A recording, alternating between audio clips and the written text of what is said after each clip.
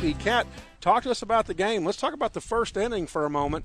You know, I've watched you all season long, and it seems like the first inning, you're trying to feel the batters out, but when that happens, they get a few hits off of you. Talk to me about what you think about throughout the season going into that first inning and what you're facing. Well, most of the time, the first inning, I don't intend for them to get hits, but, everyone's going to get hits.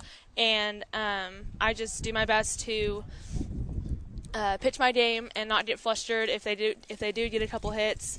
But the first inning, it's me not necessarily getting comfortable, but it's just figuring out what's working really well, because everything works good in warm-up, and so when I go out on the mound for the game, I just make sure that everything's warming up. Everything that I warmed up is working, and so a couple pitches may not be working as well as warm-ups, and so that's just me trying to figure out what's going to be good for the rest of the game.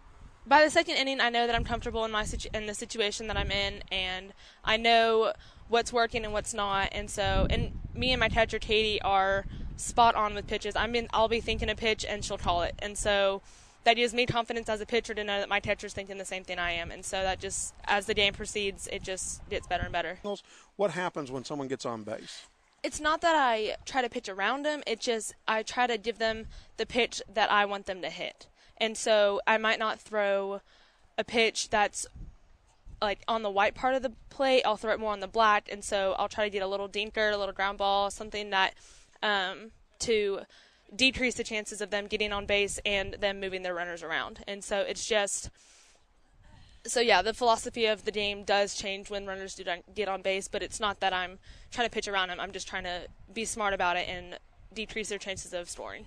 And so more of an efficient approach to pitching. Let's take care of business and let's limit the damage that's already been put on base. Right. Very good. Kat, talk to us about the 6th and 7th inning. We're not even going to talk about your offense, which was amazing. And really, I think you were robbed out there in left center field, and that should have been a home run personally. But talk to me about the 6th and 7th inning and your pitching. What are you thinking when you come out of the dugout in the top of the 6th inning, knowing that, hey, we're ahead here and we've got a chance to close this series out? Well, we never relax. I say we never relax. We never, get lazy about anything. Yeah, it's a 6th inning. We only have 6 more outs, but we never relax in our mindset of the game. We're always intense, and it transfers through everyone. If one person's pumped up, then everyone is, and it's just keeping that mentality that the game's almost over, but we still need to be focused. It's just what keeps us going. So not until the last inning, huh? That's when the game's over. Right. That's very good. Exactly. So we finish it up. That's good. What do the Plano Wildcats? What is their philosophy as they take on their next opponent?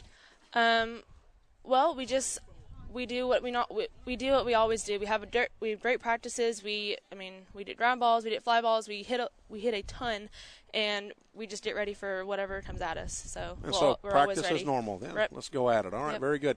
One last question. I didn't prep you for this question. So where are we going for college? What are we doing? I'm going to Midwestern State University on a softball scholarship. Oh, very good. Congratulations. Thank you. So any USA softball in the mix of any of that? It's always been my dream, but I don't think it'll happen. I'm always hoping that it will, but I don't know. Well, it's always been a dream of mine, and I love watching softball, and so even if I'm not on that field playing, I'm always cheering them on. So. Well, without hope, dreams can't come true, and so don't stop hoping. I think you've got what it takes. And Thank so you. You've heard it straight here at the Wildcat Stadium, where the Lady Wildcats go on to victory against Denton Guyer, 8-3, and Kat Batey putting the seal on the coffin in the 6th and 7th inning with command in her pitching. And so we send her off with a big thank you and a great game, and wish you luck in the playoffs as you guys continue to grow. Thank you. Thank you, Kat.